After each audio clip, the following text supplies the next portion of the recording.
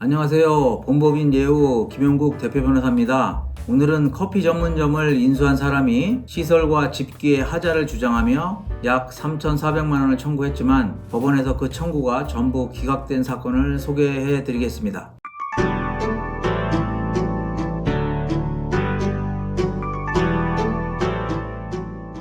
카페나 식당을 인수한 뒤에 냉장고나 커피 머신 같은 집기에 문제가 발견되면 기존 운영자가 수리비를 전부 책임져야 하나요? 네, 반드시 그런 것은 아닙니다. 어떤 물품을 어떤 상태로 넘기기로 했는지, 실제로 법에서 말하는 하자가 존재했는지, 그리고 계약 당시 쉽게 확인할 수 있었던 문제인지 등을 모두 잘 따져봐야 합니다. 먼저 어떤 계약이었는지 설명해 주실 수 있나요? 네, 우리 의뢰인은 인천에서 커피 전문점을 운영하고 있었습니다. 상대방 B씨가 A씨가 운영하던 매장의 영업시설과 비품, 영업상 노하우, 또 거래처, 영업상의 이점 등 유무형의 재산을 모두 인수하기로 했습니다. 권리금은 총 5,200만 원이었고 B씨는 계약금 500만 원과 잔금 4,700만 원을 지급한 뒤에 매장을 인도받았습니다. 그런데 매장을 인수한 직후 B씨는 냉장고, 싱크대, 커피머신, 제빙기 등 여러 물품에 문제가 있었다고 주장하기 시작했습니다. 구체적으로 어떤 문제들이 있다고 주장했나요? B씨가 주장한 항목이 상당히 많았는데 냉장고 내부에 곰팡이가 있다, 싱크대와 벽에 곰팡이가 있었다, 또 에스프레소 머신에서 크레마가 제대로 생기지 않았다, 또 냉동고 문이 잘 닫히지 않았다는 점을 주장했습니다. 출입문 유리가 벌어져 있고 진열장 아래에 누수 흔적이 있다, 제빙기에도 곰팡이가 있었다, 이런 주장을 했고요. 컵과 음료 재료의 상당수가 오래됐다는 주장과 또 하수 배관에 문제가 있었다는 주장까지 했습니다. B씨는 이런 문제로 손해가 발생됐다며 우리 의뢰인에게 3,400만 원 이상의 금액과 지연 손해금을 청구했습니다. 그 정도로 여러 문제가 있었다고 주장했다면 일반인 입장에서는 하자 있는 매장을 넘기는 것처럼 보일 수도 있을 것 같은데요. 그럴 수 있습니다. 그런데 법적으로는 단순히 새 제품보다 낡았거나 또 외관상 좋지 않다는 이유만으로 모두 하자가 되는 것은 아닙니다. 중고 매장의 집기와 시설을 인수하는 계약이라면 그 사용 기간과 상태를 전제로 판단을 해야 합니다.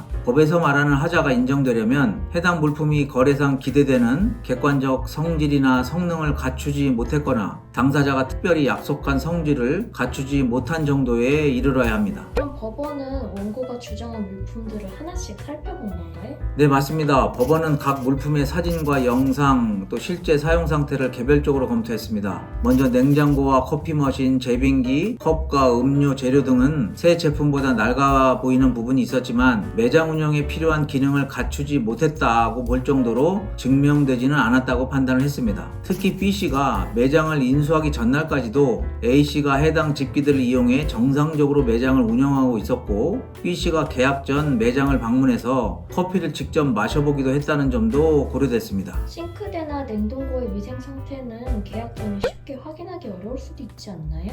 이번 사건에서는 법원이 그렇게 보지는 않았습니다. 싱크대, 냉동고, 진열장 아래의 상태는 매장 내부를 둘러보면 비교적 쉽게 확인할 수 있는 부분이라고 판단을 했습니다. 그리고 이 계약은 새 설비를 공급하는 계약이 아니라 기존에 운영되던 매장의 집기와 시설을 당시 상태대로 넘기는 계약이었습니다. 따라서 인수자가 계약 전에 확인할 수 있었던 외관이나 위상 상태까지 모두 기존 운영자의 하자담보 책임으로 돌리기는 어렵다고 본 것입니다. 출입문과 하수 배관 문제는 매장 운영에 직접 영향을 줄 수도 있을 것 같은데요.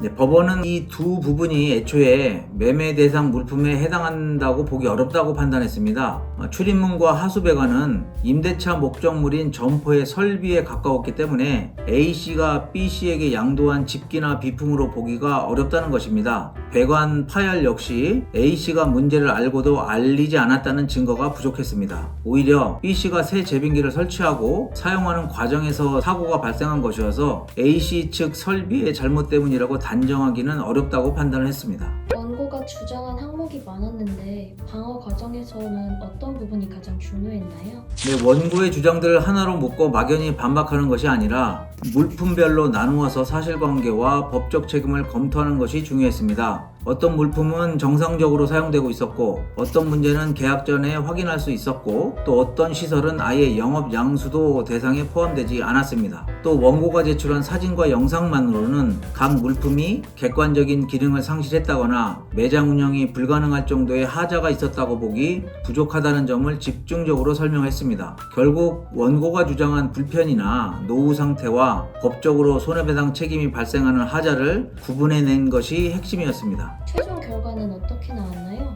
법원은 원고 B씨의 청구를 전부 기각했습니다. 원고가 주장한 물품들의 거래상 기대되는 성능을 갖추지 못할 정도의 하자가 있었다고 보기가 어렵고 일부 시설은 양도 대상에 포함되지 않는다고 판단했습니다. 소송 비용 역시 원고가 부담하도록 했습니다. 결국 우리 의뢰인 A씨는 약 3,400만 원의 손해배상 책임에서 전부 벗어나게 됐습니다. 이 사건을 보면 매장을 인수한 뒤 문제가 발견됐다고 해서 모두 이전 운영자에게 책임을 물을 수 있는 건 아니네요. 맞습니다. 특히 기존 영업장을 양수하는 계약에서는 새 제품과 동일한 상태를 기대할 수는 없습니다. 계약 당시 시설과 집계 상태, 매수인이 미리 확인할 수 있었는지, 실제 영업에 필요한 기능을 상실했는지, 해당 시설이 양도 대상에 포함됐는지를 구체적으로 따져봐야 됩니다. 또 반대로 매장을 양도하는 사람 역시 양도 대상과 현 상태를 계약서에 명확히 기재하고 인수자가 시설을 충분히 확인하도록 하는 것이 중요합니다.